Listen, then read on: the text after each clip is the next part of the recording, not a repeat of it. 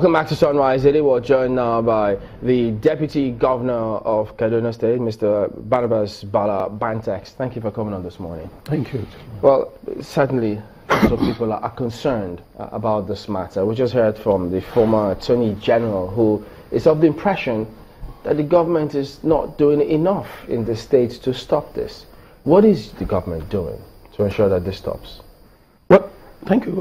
Let me start by first of all saying that the security situation in Kaduna State is across the entire state.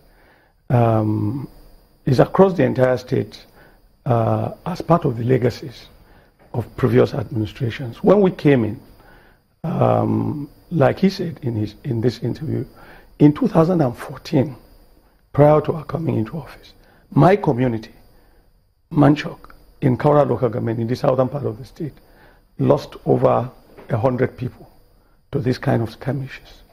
A neighboring community of Ataka went through the same thing. So this is the situation we found on ground as it concerns southern Kaduna, because the architecture of the security situation differs from one region to the other. In the case of the northern part, we need to get a holistic picture. Okay. In the case of the northern part, you know, the Kamuku forest spanning from Birningwari in Kaduna State all through the 6 states in the northwest geopolitical zone, including Niger in the north central, was harboring very, very serious, a very high number of criminals that were rustling cattle and killing the owners of those cattle and refusing them to go to the farmlands, just like what we are having in southern Kaduna as we speak. And so we approached this differently. In the case of the northwest, it was an attempt clearly that if we did not take adequate measures by getting a coalition of the states concerned, the Boko Haram, under the firepower of the Nigerian military in the northeast, will move into the northwest region. And so there was a coalition led by the governor of Kaduna State of all the states concerned, and there was a joint military operation to flush out these bandits. Up north? Yeah, up north. We've been able to achieve that relatively, and we've more or less dismantled that. People could now get back to the farms and so on.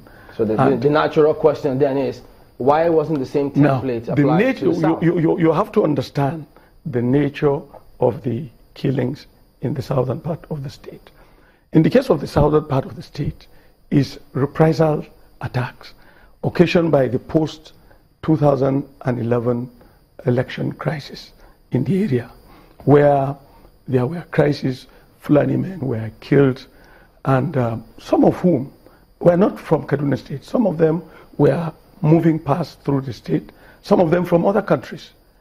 And the Fulani person, whether we like it or not, unfortunately, has this highly non-forgiving spirit. And so when this happened, their kith and kin from wherever, and this is where the problem comes in. The attackers in the case of southern Kaduna, I'm using that word wherever, are not known in terms of their location. They simply come in as mercenaries, do the killings and disappear. So that is not the case in Birningwari. So who did the government of Kaduna State pay? No. You see, I had Mark Jacob talking about this. It is ridiculous. What the governor has done, realizing that the Fulani people who create this problem, some of them are within some states, neighboring states of Kaduna, some in Bauchi, some in Plateau, some in Nasarawa, some outside the country in Niger, and so on. So what the governor has done, all right, in view of the reprisals that are going on, is to go after them, through a committee. And the Martin Luther Agwai committee? No, not the Martin Luther Agwai committee. There are people, they are Fulanis, but they've lived in southern Kaduna. They are more or less indigenous, absolutely indigenous to Southern Kaduna. So they have the feel for Southern Kaduna, but they also have contacts. They also have contacts with Fulanis all over. So they are under the mandate of His Excellency the Governor to play some kind of intermediary role. Look, tell them, I am a Fulani like them. Whatever it is that they feel, if they've been hurt, we are prepared to compensate them as against coming into the state to take lives and property of the people. Okay, but did you see the headlines? I mean, several interviews they said the governor granted where he was explaining why the government decided to pay some sort of compensation to those who were affected at that time so that they could forgive and not come back and continue the case. No, that's the point I'm raising. So they actually paid? No, we are, these are the various things we are contemplating. These are the various things we are considering. We've sent out, we've not been able to, for example, get them to even accept or get them to understand. But this is part of the governor's effort, to get these killings stopped. The Martin Luther Agway Committee was the very first thing the governor did. Martin Luther Agway is from Southern Kaduna.